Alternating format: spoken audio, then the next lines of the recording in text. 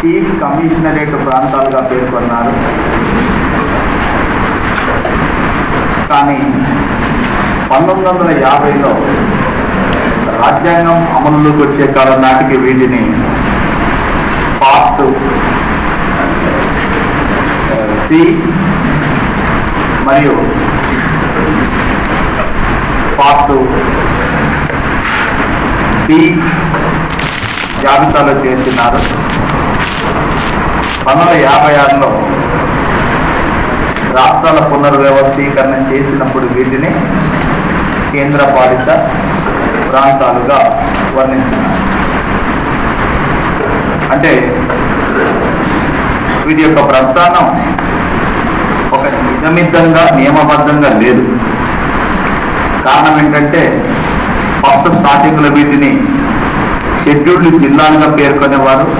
ఆ తర్వాత chief commissionerate ప్రాంతాలు, బహుశా మీకు ఐడియా ఉండాలి, రాజ్యాంగ పరిషత్ ఎన్నికలు జరిగినప్పుడు మనం బ్రిటిష్ పాలిత రాష్ట్రాల నుంచి ఎన్నుకోబడిన సభ్యులు, అలాగే స్వదేశీ సంస్థానాల నుండి నియామకం పొందిన సభ్యులు, స్వదేశీ సంస్థానాల నుండి నియామకం పొందిన సభ్యులు 93, బ్రిటిష్ పాలిత రాష్ట్రాల నుంచి ఎన్నుకోబడిన సభ్యులు 292, చీఫ్ కమిషనరేట్ ప్రాంతాలకు ప్రాతినిధ్యం వహించినటువంటి వాళ్ళు 4 అని చెప్పారు. ఆ చీఫ్ కమిషనరేట్ ప్రాంతాలుగా 1874లో వాటిని ఏర్పాటు చేయడం జరిగింది. అంతకుముందు ఏమనే వాళ్ళ షెడ్యూల్ జిల్లా. 1874 తర్వాత చీఫ్ కమిషనరేట్ ప్రాంతాలు. 1950లో రాజ్యాంగం అమల్లోకి వచ్చినప్పుడు పార్ట్ డి, పార్ట్ సిలో చేర్చినారు. కాగా 1956లో రాష్ట్రాల పునర్వ్యవస్థీకరణ చేసినప్పుడు ఇవి కాస్త దేనిగా మారినవి? కేంద్రపాలిత ప్రాంతం. ఇలా కేంద్రపాలిత ప్రాంతాల యొక్క ప్రస్థానం డిఫరెంట్ వేలలో కొనసాగిందని చెప్పుకోవచ్చు. అయితే మరి మనకు ఈ కేంద్రపాలిత ప్రాంతాల గురించి ఎన్నో భాగంలో ప్రస్తావించినారు? 8వ భాగంలో ప్రస్తావించినారు. ఇందులో మనకు 239, 240, 241 3 అధికరణలు ఉంటాయి. 3 అధికరణలు మాత్రమే ఉంటాయి అంటున్నాను.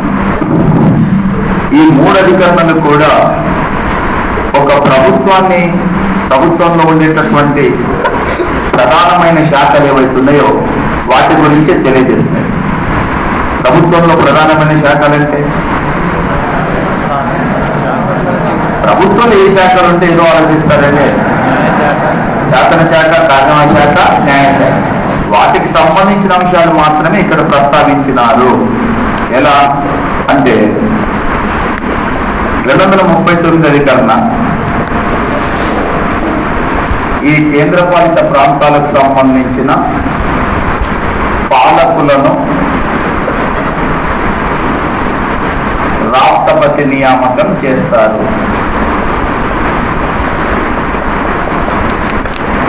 ఓకే. 240 ఈ కేంద్రపాలిత ప్రాంతాలకు సంబంధించిన శాసనాలను రాష్ట్రపతి ఆర్డినెన్స్ రూపంలో జారీ చేస్తారు. 241 ప్రత్యేకమైన హైకోర్టులను ఏర్పాటు చేసే అంశం ప్రస్తావించబడింది.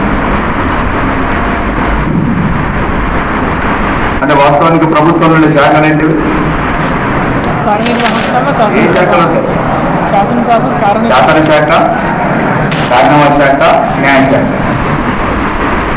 239 కేంద్రపాలిత ప్రాంతాల యొక్క పరిపాలన ఎవరు నిర్వహిస్తారు? పాలకులు అంటున్నాం. పాలకులు. ఎందుకంటే లాస్ట్ టైం గ్రూప్ 1లో అడిగిన ప్రశ్న ఏంటంటే ఫిలిప్స్లో కేంద్రపాలిత ప్రాంతాల పాలకులను ఏ పేరుతో పిలుస్తారు? ఇది ప్రశ్న. దాంట్లో ప్రశ్న ఆన్సర్ మన వాళ్ళు వెంటనే చెప్పే ఆన్సర్ ఏంటి? Lieutenant governor. ఒకటి. చీఫ్ కమిషనరేట్ 2, చీఫ్ అడ్మినిస్ట్రేటర్ 3, 4 పై వారందరి. ఆలోచన చేస్తే ఇప్పుడు నేను పేరు రాస్తే కూడా పై వారందరని చెప్పడానికి మీకు చాలా ఇబ్బందికరంగా ఉంటుంది. ఒకటే డైరెక్టివ్ క్వశ్చన్ వస్తే ఇక మీరు సమస్య లేదు, లెఫ్టినెంట్ గవర్నర్ అని పెడతారు. కేంద్ర పాలిత ప్రాంతాల యొక్క పాలకులందరినీ లెఫ్టినెంట్ గవర్నర్స్ కాదు, రాజ్యం చూడండి, అవే వాళ్ళ పాలకుల పేర్లు. ఢిల్లీ, పాండిచ్చేరి, అండమాన్ నికోబార్ దీవులకు సంబంధించిన పాలకులను మాత్రమే ఏమంటాం లెఫ్టినెంట్ గవర్నర్స్. చండీగఢ్ యొక్క పాలకుల్ని చీఫ్ కమిషనర్.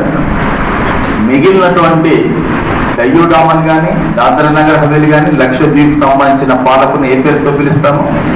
Chief administrator. అట్లా 3 పేర్లు ఇచ్చేసి కింద పై వారందరూ నుంచి. అంటే ఈ అవగాహన అంటే పై వారందరూ ఇప్పుడు బ్రహ్మాండం చెప్తారు కానీ అప్పుడు చెప్పాలి, ఆ ఎగ్జామ్ రాసేటప్పుడు చెప్పాలి. చాలా మంది లెఫ్టినెంట్ గవర్నర్ అని పెట్టొచ్చి ఇది కరెక్టే కదా సార్, తప్పే ఉంది అంటే మరి ఇవి కూడా కరెక్టే కదా అని చెప్పాల్సి వచ్చింది. అందువల్ల అంటే ఆన్సర్ చేసేటప్పుడు ఓకే. అసలు విషయం ఏంటంటే ఇప్పుడు మనకు అవసరమైన అంశం ఏంటంటే కేంద్ర పాలిత ప్రాంతాల పాలకులు ఎవరైతే ఉన్నారో, అక్కడ రాసిన వాళ్ళు ఎవరైతే ఉన్నారో వాళ్ళే ఆ ప్రాంతానికి సంబంధించినటువంటి పరిపాలన మొత్తం వాళ్ళే నిర్వహిస్తారు. యాక్చువల్ వాళ్ళే పరిపాలన నిర్వహిస్తారు. వారందరినీ ఎవరు నియమిస్తారు? ఎవరు నియామకం చేస్తారు? రాష్ట్రపతి నియామకం చేస్తారు. రాష్ట్రపతి నియామకం చేస్తున్నాడంటే రాష్ట్రపతి చేసే ప్రతి నియామకం కూడా ఎవరి సలహాను అనుసరించి చేస్తారు? కేంద్ర మంత్రిమండలి. అంటే ఒక రకంగా ప్రత్యక్షంగా పరోక్షంగా కేంద్ర పాలిత ప్రాంతాలు పేర్లను కేంద్ర పాలిత ప్రాంతాలు పరిపాలన విషయాలు మొత్తం కూడా ఎవరు నియంత్రిస్తారు? కేంద్రం. ఒకటి అంటే పరిపాలన అంటే కార్యనిర్వహణ చేసేది. రెండవది పరిపాలన దేని బట్టి చేస్తారు? శాసనాలు. మరి శాసనాలు చేసేటప్పుడు ఆ శాసనాలకు సంబంధించిన ఆర్డినెన్స్లను ఎవరు జారీ చేస్తున్నారు? రాష్ట్రపతి.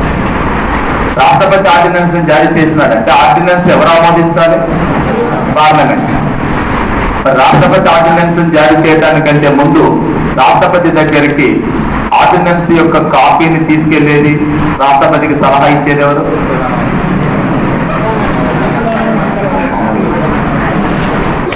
భారత రాష్ట్రపతికి ఎవరు సలహాలు ఇస్తారని అంటే కేంద్ర మంత్రి. అది చెప్పేది ఎందుకు? ఎవరు ఈ లెఫ్టినెంట్ గవర్నర్ ఎవరయ్యా? భారత రాష్ట్రపతి చేత నియమిస్తారు.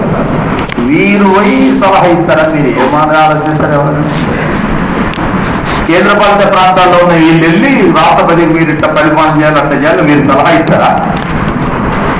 చేతులు కట్టుకొని నిలబడాలి రాష్ట్రపతి దగ్గర. వీరు పోయి సలహా ఇచ్చి మీరు అట్లా చెప్పాలి, చెప్తారా? మరి ఎట్లా ఆలోచిస్తారు? ఎవరిస్తారు సలహాలు? కేంద్ర క్యాబినెటే ఇస్తుంది. తర్వాత 241 అధికరణ ప్రకారం కేంద్ర పాలిత ప్రాంతాల్లో ప్రత్యేకమైన హైకోర్టులు ఏర్పాటు చేసే అధికారం ఎవరికి ఉన్నది? పార్లమెంట్ ఏర్పాటు చేస్తుంది. పార్లమెంట్ అంటే ఎక్కడ ఉంటుంది? కేంద్రం. దీని తర్వాత మరి కేంద్ర పాలిత ప్రాంతాల్లో ప్రత్యేకమైన హైకోర్టును ఏర్పాటు చేసే అధికారం కేంద్ర ప్రభుత్వానికి ఉంది. బాగానే ఉంది. కానీ భారతదేశంలో ఎన్ని కేంద్ర పాలిత ప్రాంతాల్లో ప్రత్యేక హైకోర్టులు ఉన్నాయి? ఒకటే ఉంది. అంటే హైకోర్టు లేని కేంద్ర పాలిత ప్రాంతాలు ఎన్ని ఉన్నాయి? 6. కాబట్టి ఆ 6 కేంద్ర పాలిత ప్రాంతాలు కూడా ఏ హైకోర్టు పరిధి కిందికి వస్తుందనేది కూడా కేంద్ర ప్రభుత్వం పార్లమెంటే నిర్ణయిస్తుంది. ఈ 6 కేంద్ర పాలిత ప్రాంతాలు కూడా ఏ హైకోర్టు పరిధి కిందికి వస్తుంది, దేని జ్యూరిస్డిక్షన్ కిందికి వస్తుంది అది ఎవరు నిర్ణయిస్తారు? పార్లమెంటే నిర్ణయిస్తారు. అంటే అర్థం ఏంటండి? ఎవరు పరిపాలన చేయాలనేది నిర్ణయించేది కేంద్రమే. ఎలా పరిపాలన చేయాలని నిర్ణయించేది కేంద్రమే. వీరి పరిపాలనకు సంబంధించిన విషయాల్లో వివాదాలు వస్తే పరిష్కరించే న్యాయస్థానాన్ని ఏర్పాటు చేసేది కేంద్రమే. భారత రాష్ట్రపతి ఆర్డినెన్స్ జారీ చేస్తారని చెప్తున్నారు. దీనిని బట్టి మరి కేంద్ర పాలిత ప్రాంతాలు స్వతంత్రంగా సొంతంగా పరిపాలన చేసే అవకాశం, అధికారాన్ని కలిగి ఉన్నాయా, లేక కేంద్రం ఆధీనంలోనే ఉండి పనిచేస్తాయా? కేంద్రం ఆధీనంలోనే ఉండి పని చేస్తాయి. రైట్. మరి ఇంకొక అంశం ఏంటంటే, మీకు డౌట్ రావాలి కానీ రాదు. మీకు జనరల్గా రావాల్సింది ఏంటి?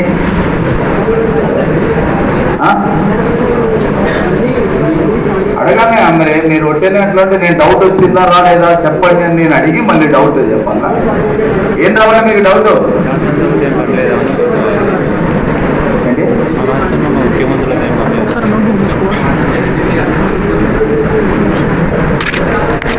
అది గాముగా చెప్తారని నేను ఇంతసేపటి నుంచి వెయిట్ చేశాను. ఢిల్లీలో ఏమున్నది? ఒక శాసనసభ ఉన్నది. పాండిచ్చేరిలో ఏముంది? శాసనసభ. ఢిల్లీకి ఒక ముఖ్యమంత్రి ఉన్నాడు, మంత్రిమండలి ఉంది. పాండిచ్చేరికి ఒక ముఖ్యమంత్రి ఉన్నాడు, శాసనసభ. మరి వాళ్ళు ఏం చేస్తారు? అలా ఆల్రెడీ ఉన్నప్పుడు ఇది సమస్య. అది రావాలి డౌట్. మీరు ఆల్రెడీ శాసనాలకు సంబంధించిన విషయాలు మొత్తం కూడా ఆర్డినెన్స్ జారీ చేస్తారని చెప్పినారు కదా. చెప్పినప్పుడు మీరు వీళ్ళెందుకు ఉన్నారు అంటే, అన్ని కేంద్రపాలిత ప్రాంతాలకు శాసనసభలు లేవు. అన్ని కేంద్రపాలిత ప్రాంతాలకు శాసనసభలు లేవు. కేవలం ఎవరికి మాత్రమే ఉన్నది? ఢిల్లీకి ఉంది, ప్లస్ పాండిచ్చేరికి ఉంది. ఈ రెండు చోట్ల కూడా ఏమున్నవి? శాసన సభలు ఉన్నవి.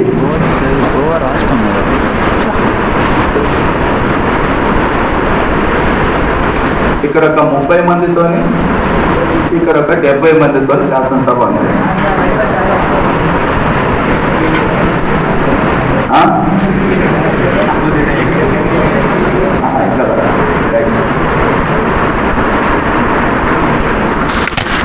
ఈ రకంగా ఉన్నది.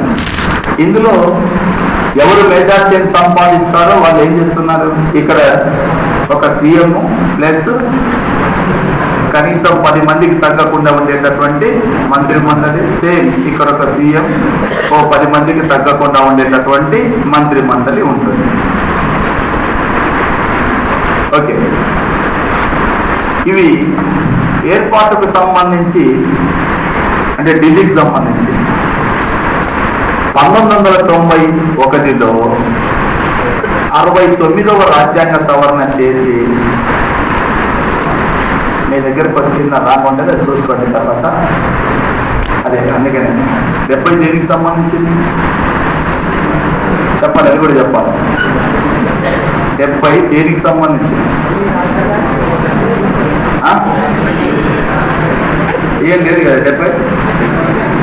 నేను తీసేసింది.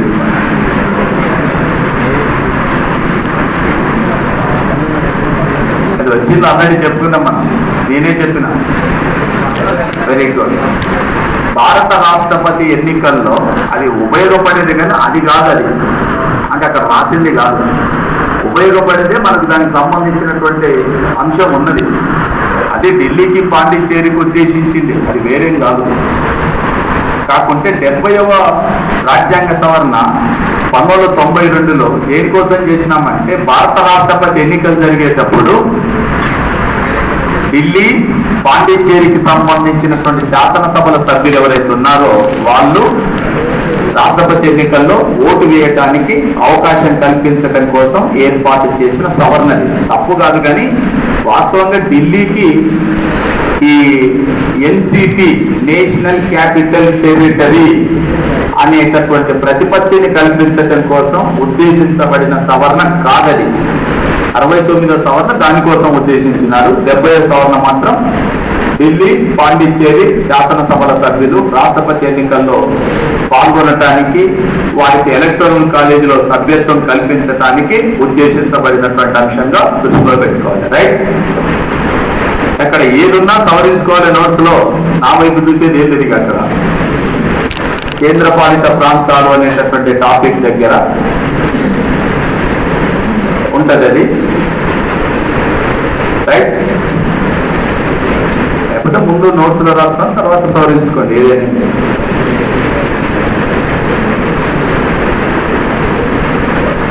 ఓకే. అయితే ఈ పాండిచ్చేరి కోసం 1962లో 14వ రాజ్యాంగ సవరణ ద్వారా 239A అనేటటువంటి అధికరణ చేర్చి పాండిచ్చేరిలో ఒక ప్రత్యేకమైన శాసనసభను ఏర్పాటు చేస్తే ఈ 69వ రాజ్యాంగ సవరణ ద్వారా ఢిల్లీకి సంబంధించిన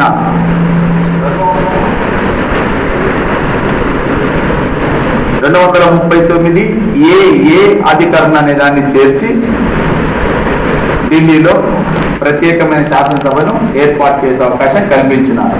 ఓకేనా? సో ఢిల్లీలో ఒక మంత్రిమండలి ఉంటుంది, పాండిచ్చేరిలో కూడా ఒక మంత్రిమండలి. ఢిల్లీ ముఖ్యమంత్రిని భారత రాష్ట్రపతి నియమిస్తారు. ప్రమాణ స్వీకారం చేసేది లెఫ్టినెంట్ గవర్నర్ సమక్షంలోనే, కానీ నియమించేది మాత్రం భారత రాష్ట్రపతి. ఢిల్లీ ముఖ్యమంత్రిని భారత రాష్ట్రపతి నియామకం చేస్తారు. ప్రమాణ స్వీకారం చేసేది మాత్రం లెఫ్టినెంట్ గవర్నర్ సమక్షంలోనే. రైట్? తర్వాత ఇంకో చిన్న అంశం ఏంటంటే, మీకు ఈ కేంద్రపాలిత ప్రాంతాలు భారత సమాఖ్యలో భాగం కావు. భారత సమాఖ్యలో వినండి, దీనికి పదానికి కొంచెం అర్థం ఉంది. ఎందుకంటే భారత సమాఖ్యలు అంటే సమాఖ్యలు భారతదేశంలో భాగం కావని రాసిన వాళ్ళు కూడా ఉన్నారు. భారత సమాఖ్యలో భాగం కావంటే అర్థమైందంటే 7వ షెడ్యూల్ వీటికి వర్తించదు. 7వ షెడ్యూల్ దేనికి సంబంధించింది? అధికారాల జాబితా. ఎవరి మధ్యన? కేంద్ర జాబితా, రాష్ట్ర జాబితా, ఉమ్మడి జాబితా. అంటే అధికారుల పంపిణీ ఎవరి మధ్య జరిగింది? కేంద్ర రాష్ట్రాలు. అంటే కేంద్ర రాష్ట్రాల మధ్య జరిగిన అధికారుల పంపిణీకి సంబంధించిన దాంట్లో రానిది ఏమిటి? కేంద్రపాలిత ప్రాంతాలు. అందువల్లనే ఈ 2 శాసనసభలు కూడా భూమికి సంబంధించిన అంశాలు, పోలీసులకు సంబంధించిన అంశాలు, శాంతి భద్రతలకు సంబంధించిన అంశాలపైన చట్టాలు చేసే అధికారం ఈ 2 శాసనసభలకు లేదు. మామూలుగా భూమికి సంబంధించి కానీ, లేక పోలీసులకు సంబంధించి కానీ, లేక శాంతి భద్రతలకు సంబంధించి కానీ శాసనాలు చేసేటటువంటి అధికారం ఏ జాబితాలో ఉంది? రాష్ట్ర జాబితా. ఎవరు చట్టాలు చేస్తారు? రాష్ట్ర ప్రభుత్వం. మరి రాష్ట్ర ప్రభుత్వాలు చట్టాలు చేసినప్పుడు ఇక్కడ కూడా శాసనసభలు ఉన్నాయి కదా, వీళ్ళు కూడా చట్టాలు చేయొచ్చు కదా. అంటే వీళ్ళకి చట్టాలు చేసేటటువంటి అధికారం లేదు. అంటే ఇక్కడ ఉండేటటువంటి శాసనసభలు అన్ని రాష్ట్రాల మాదిరిగానే రాజ్యాంగబద్ధంగా ఏర్పడి రాజ్యాంగబద్ధంగా రాష్ట్రాలతో పాటు సమానమైన అధికారాలను కలిగి ఉన్నవి కావు. పైగా ఈ 69వ రాజ్యాంగ సవరణ ద్వారా వచ్చిన ఇంకొక ముఖ్యమైన మార్పు ఏంటంటే 239 ఏతో పాటు 239 ఏబీలు కూడా ఉన్నది. 239 ఏబీ. 239 ఏబీ చెప్పేది ఏంటంటే, ఒకవేళ ఎప్పుడైనా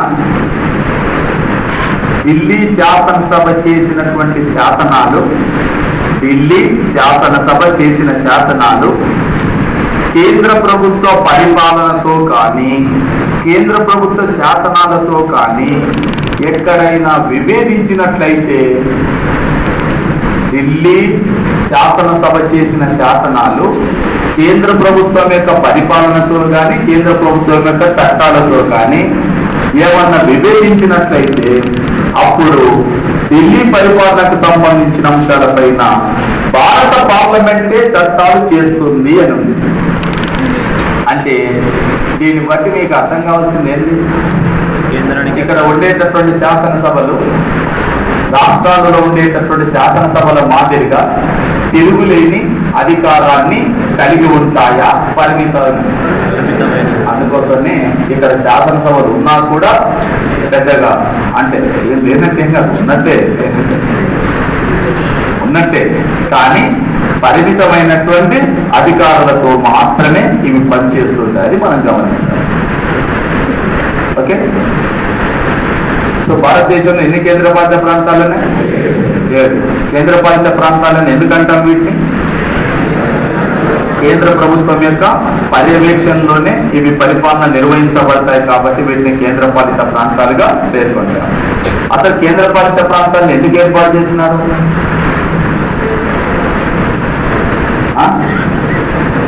కేంద్ర పాలిత ప్రాంతాలు అనేటటువంటి వాటిని ఎందుకు ఏర్పాటు చేసినారు? ఏంటి అర్థం కాలేదు. శాంతి రక్షణ, శాంతి భద్రత అంతేనా?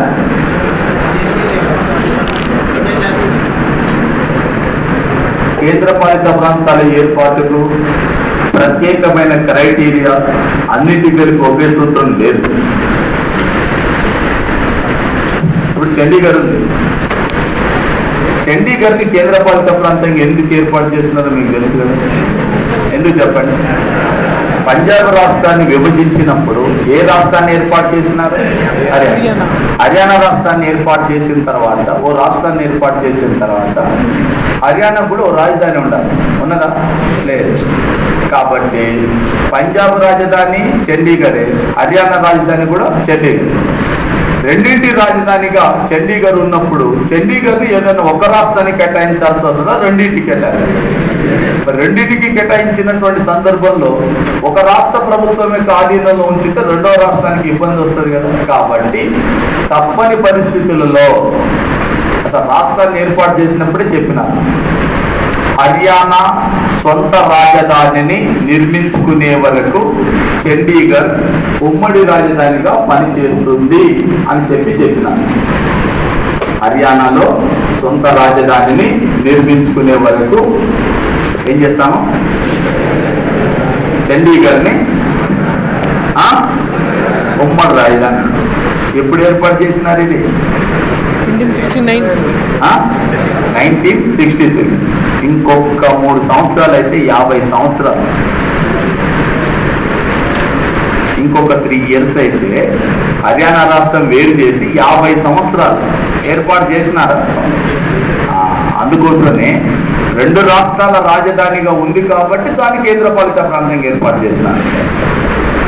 ఢిల్లీ ఉంది.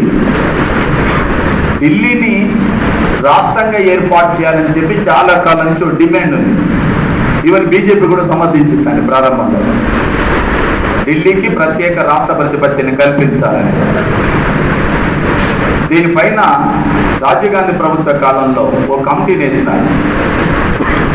ప్రపంచంలో వివిధ దేశాల యొక్క రాజధానులు ఎలా ఉన్నాయి అంటే, ఆ రాజధానులు రాష్ట్రాలుగా ఉన్నాయా, రాష్ట్రాలలో భాగంగా ఉన్నాయా, లేక ప్రత్యేక ప్రాంతంగా ఉన్నాయా, ఎలా ఉన్నాయో మీరు ఆలోచన చేసి చెప్పండి అంటే, ఆ కమిటీ చెప్పింది ఏంటంటే ప్రత్యేక ప్రాంతంగానే పరిగణింపబడుతున్నాయి చాలా దేశాలు, కొన్ని దేశాల్లో మాత్రమే రాష్ట్రాలలో ఉంటున్నాయి అని చెప్పారు.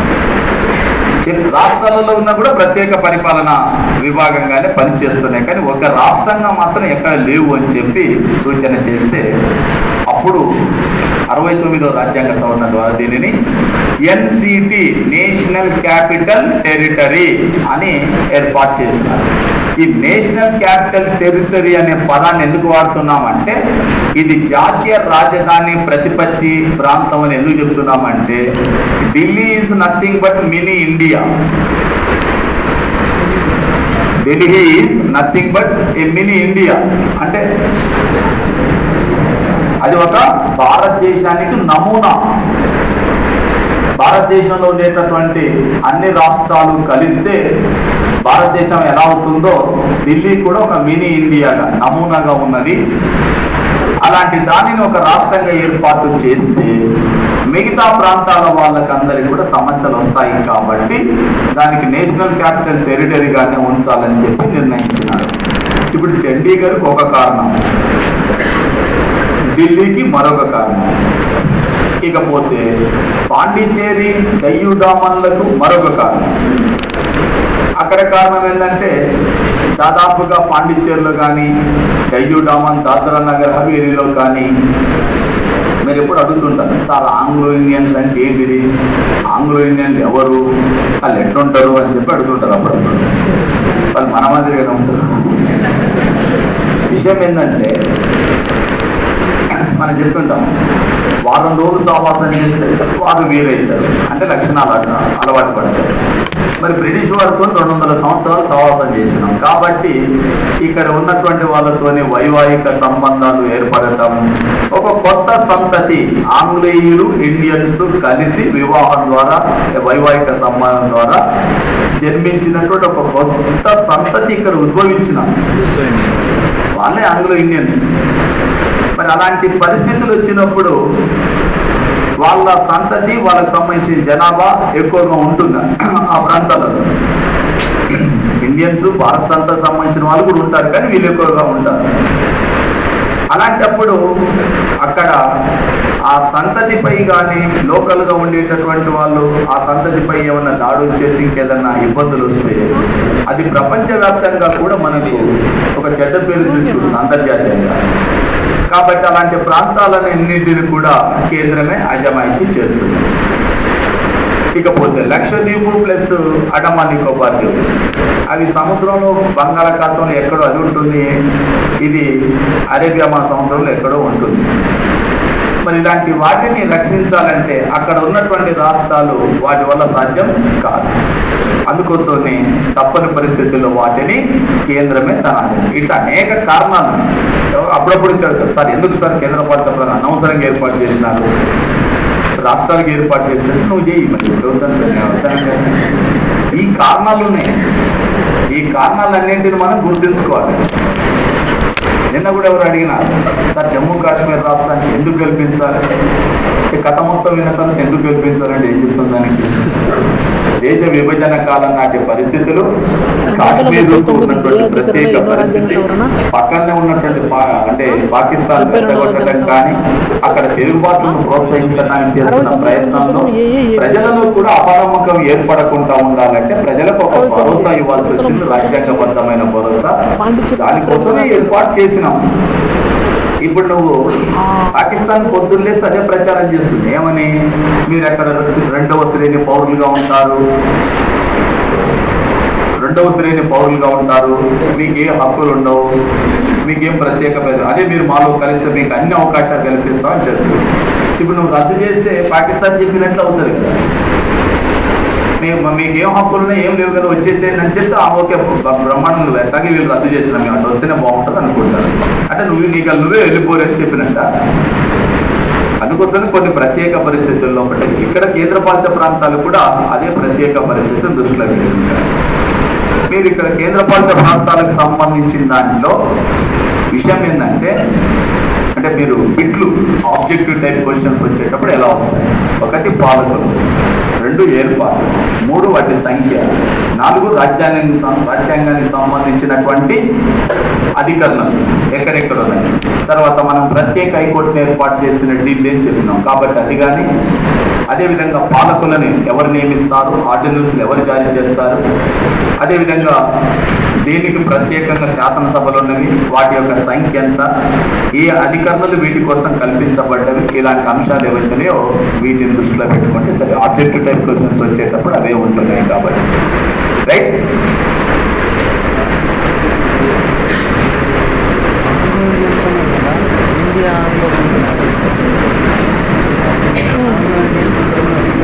వాళ్ళ దేశంలో కానీ మన దేశం మనోళ్ళు కూడా వాళ్ళతో ఇండియా ఆంగ్లో ఉండొచ్చు ఉండకపోవచ్చు, అక్కడ ఉండొచ్చు కరెక్ట్, వాళ్ళ దేశం ఉండొచ్చు. మనకి ఎందుకు ఉండదు? ఇక్కడ నుంచి సాఫ్ట్వేర్ ఎంతోమంది చేసుకుంటున్నారు కదా.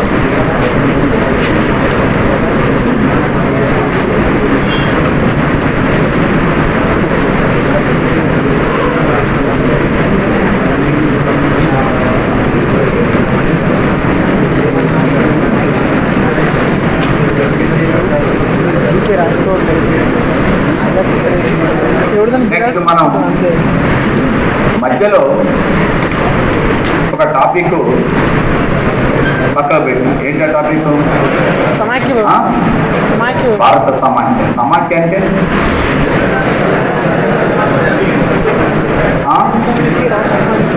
కేంద్ర రాష్ట్రాల మధ్యన అధికారుల సో కేంద్ర ప్రభుత్వం అంటే ఏమిటి, రాష్ట్ర ప్రభుత్వం అంటే ఏమిటి, వాటి నిర్మాణాలు, వాటికి సంబంధించినటువంటి విధులు, అధికారాలు, వీటన్నిటి గురించి మనం చర్చించినాం.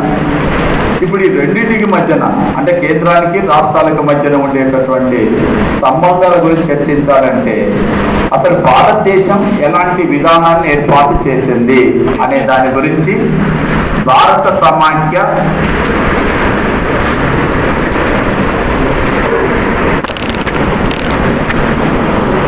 ఎక్కువ చెప్పినాడు కొంతలో అన్ని చెప్తున్నాడు వచ్చిన నువ్వు క్వశ్చన్లు అర్థం కాదు, నీకే అర్థం చెప్పాను కూర్చొని అర్థం కాదు. భారత సమాఖ్య విశిష్ట లక్షణాలు అంటారు. నీకే క్వశ్చన్ చెప్తాను కూర్చొని అర్థం కాదు. నేను ఎక్కడ మనకు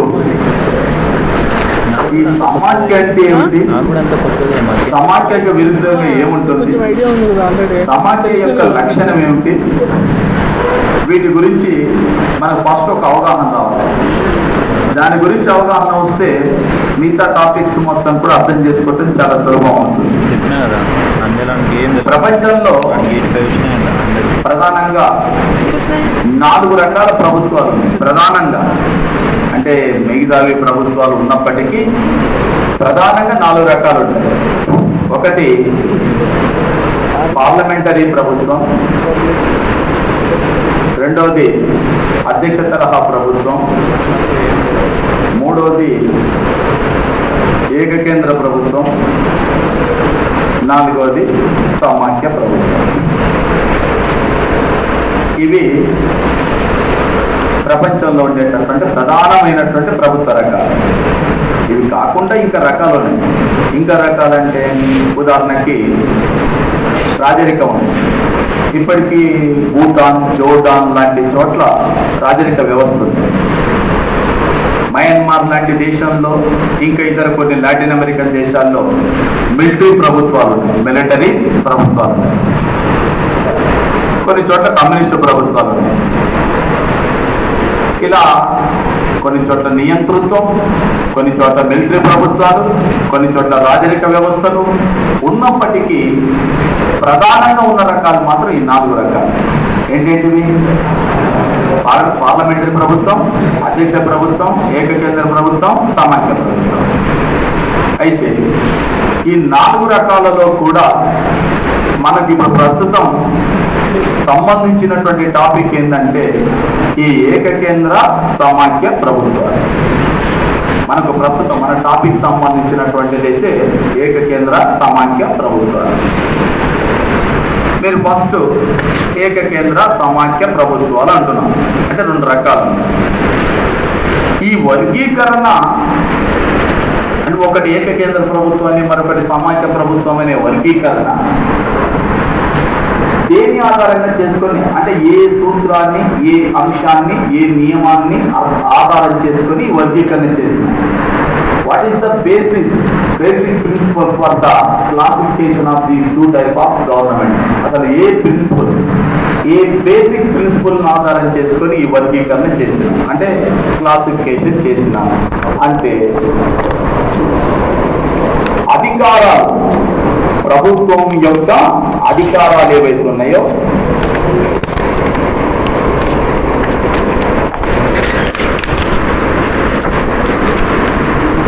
వీటిని ఆధారం చేసుకొని మన వర్గీకరణ చేస్తాం. వీటిని ఆధారం చేసుకొని ప్రభుత్వ అధికారాలను ఆధారం చేసుకొని వర్గీకరణ చేస్తాం. ప్రభుత్వ అధికారాలను ఆధారం చేసుకొని ఎట్లా వర్గీకరణ చేస్తాను అంటే సహజసిద్ధంగానే ఏ దేశంలోనైనా కూడా మ్యాక్సిమం ఓ కేంద్ర ప్రభుత్వం, అదేవిధంగా రాష్ట్ర ప్రభుత్వాలు ఉంటాయి.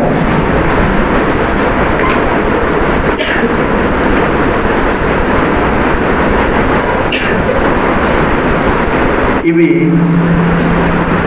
ప్రాంతీయ ప్రభుత్వాలు, ఇది జాతీయ ప్రభుత్వం.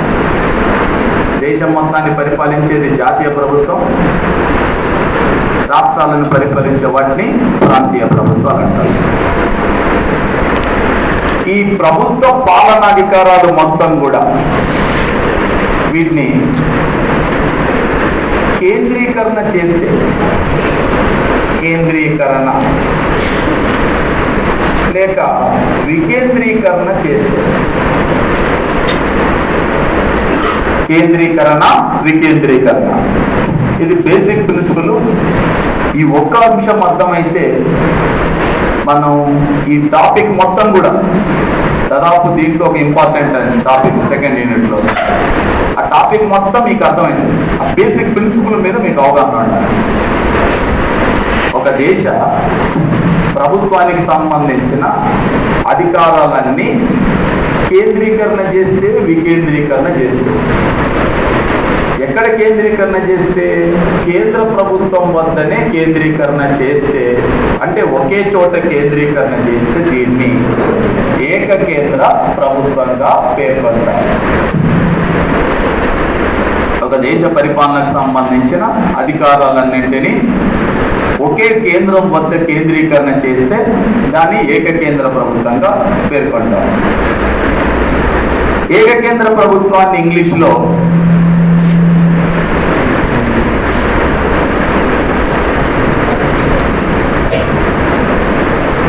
దీని ఇంగ్లీష్లో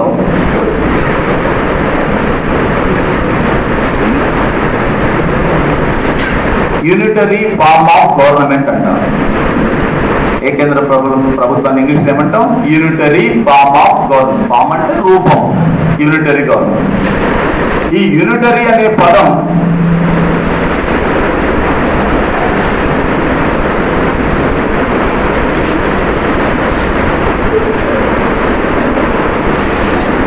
లాటిన్ భాషలో ఉన్న యూని మరియు టరీ అనే పదాల కలయికతో ఏర్పడింది. యూని మరియు టరీ. యూని అంటే ఒక, టరీ అంటే అధికారం. అంటే ఒకే చోట అధికారం కనుక కేంద్రీకరింపబడితే, ఒకే చోట అధికారాల కేంద్రీకరణ జరిగితే దాన్ని ఏమంటామో, ఏ ప్రభుత్వం అంటామో? ఏకకేంద్ర ప్రభుత్వంగా పేర్కొంటాం. మరి సమాఖ్య ప్రభుత్వం అంటే దానికి వ్యతిరేకం. వ్యతిరేకం అంటే అధికారాలను వికేంద్రీకరణ. వికేంద్రీకరణ అంటే కొన్ని అధికారాలు కేంద్రానికి, మరి కొన్ని అధికారాలు రాష్ట్రాలకు, ఇట్లా పంపిణీ జరిపితే దాన్ని ఏమంటాం మనము? సమాఖ్య ప్రభుత్వం. సో సెంటర్ పాయింట్ ఏంటి? సెంటర్ పాయింట్ ఏంటి? అధికారం. అధికారాలు మొత్తం ఒకే కేంద్రం వద్ద ఉంటే, అలా కాకుండా కేంద్ర రాష్ట్రాల మధ్యన పంపిణీ జరిగితే సమాఖ్య. ఇది మీకు ఐడియా ఉండాలి. కనీసం నేను ఒక 50 సార్లు అడుగుతాయి ఈ పాయింట్. సమాఖ్య ప్రభుత్వం అనగా కేంద్ర రాష్ట్రాల మధ్యన అధికారాల పంపిణీ జరిగితే సమాఖ్య. ఏకకేంద్రం అనగా అధికారాల మొత్తం కేంద్రీకరణ జరిగితే దాన్ని ఏకకేంద్రం. అయితే నేను మీకు ముందు నిర్వచనం చెప్పకుండా దాని యొక్క సారాంశాన్ని చెప్పిన. నిర్వచనం చెప్తే మీరు దాని ఏదో పెద్ద ఇదేదో ఉంది అనుకుంటారు. మన వాళ్ళకి ఏంటంటే ఏదో నిర్వచనం చెప్పినాం అనుకో, ఏమనుంది నిర్వచనం? ఏవిడెన్స్ అయిన వాడు నిర్వచనం చెప్పినాడు ఈ ఏకకేంద్ర ప్రభుత్వానికి, సమాఖ్య ప్రభుత్వానికి. ఏకకేంద్ర ప్రభుత్వం యొక్క నిర్వచనం చెప్పేటప్పుడు ఆయన ఏమంటాడంటే, ఒక దేశ పరిపాలనకు సంబంధించిన అధికారాలన్నింటినీ, దేశ పరిపాలన అధికారాలన్నింటినీ ఒకే ఒక కేంద్రీయ శాసన వ్యవస్థ వాడుకగా వినియోగిస్తుందో అలాంటి ప్రభుత్వాన్ని ఏకకేంద్ర ప్రభుత్వంగా పేర్కొన్నారు. మీరు ఒకసారి నిర్వచనాన్ని కాస్త డీటెయిల్గా, మీ స్థాయికి అది పెద్దగా అంటే నిగూఢమైన అంశం లేదు. ఏమన్నాము? ఒక దేశ పరిపాలనకు సంబంధించిన ఏ అధికారాలు? శాసన అధికారాలన్నింటినీ ఒకే ఒక కేంద్రీయ శాసన వ్యవస్థ వాడుకగా వినియోగిస్తుంది. అంటే ఏంటిది? ఒక దేశ పరిపాలనకు సంబంధించిన శాసనాలన్నింటినీ ఒకే ఒక కేంద్రం వినియోగిస్తే, అంటే శాసనాలు చేస్తే, అంటే అధికారాలను ఏం జరిగినట్టు అక్కడ? కేంద్రీకరణ. అలాంటి ప్రభుత్వాన్ని ఏకకేంద్ర ప్రభుత్వం అంటారని ఏవిడెన్స్ చెప్తున్నాడు. సమాఖ్య ప్రభుత్వం విషయానికి వచ్చినప్పుడు అదే అంశం మీద ఆయన చెప్పింది ఏంటంటే, ఒక దేశ పరిపాలనకు సంబంధించిన అధికారాలని ఆ దేశ రాజ్యాంగం ద్వారా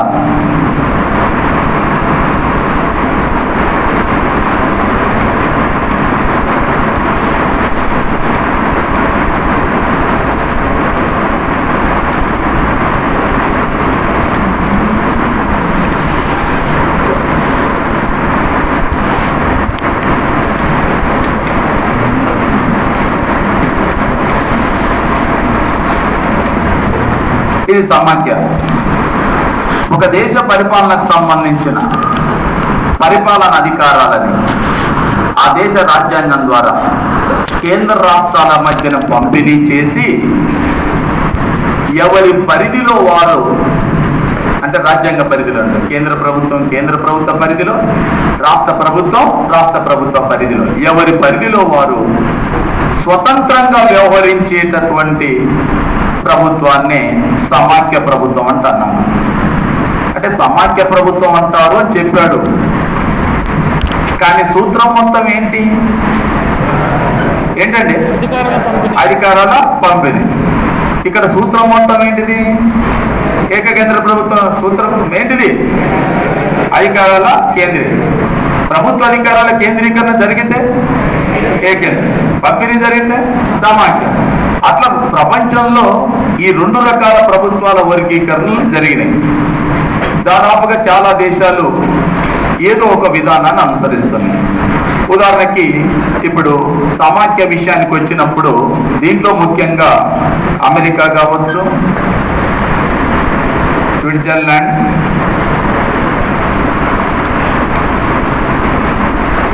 Canada, Russia, Australia, Nigeria, Germany, ఇలాంటి దేశాలన్నీ ఏ ప్రభుత్వ విధానాన్ని అనుసరిస్తున్నాయి? దీన్ని సమాఖ్య విధానం. మరి ఏకకేంద్ర ప్రభుత్వం విషయానికి వచ్చినప్పుడు ముఖ్యంగా ఫ్రాన్స్, బ్రిటన్, ఇజ్రాయెల్, ఇటలీ,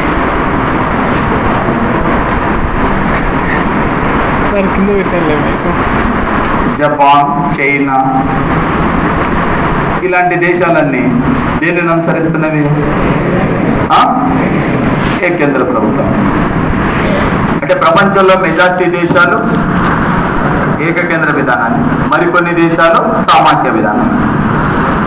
ఏకకేంద్ర సమాఖ్య వర్గీకరణ దేని బట్టి చేసినాం? అధికారాల కేంద్రీకరణ, అధికారాల పంపిణీ, 2. అధికారాల కేంద్రీకరణ జరిగితేనేమో ఏకేంద్ర, పంపిణీ జరిగితే సమాఖ్య.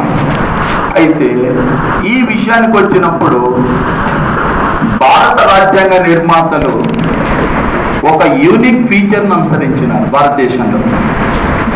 యూనిక్ ఫీచర్ ఏంటంటే మన వాళ్ళు పూర్తిగా ఏకకేంద్ర ప్రభుత్వాన్ని కానీ లేక పూర్తిగా సమాఖ్య విధానాన్ని అనుసరించకుండా ఏకకేంద్ర సమాఖ్య లక్షణాల కలయికగా ఏర్పాటు చేసినారు.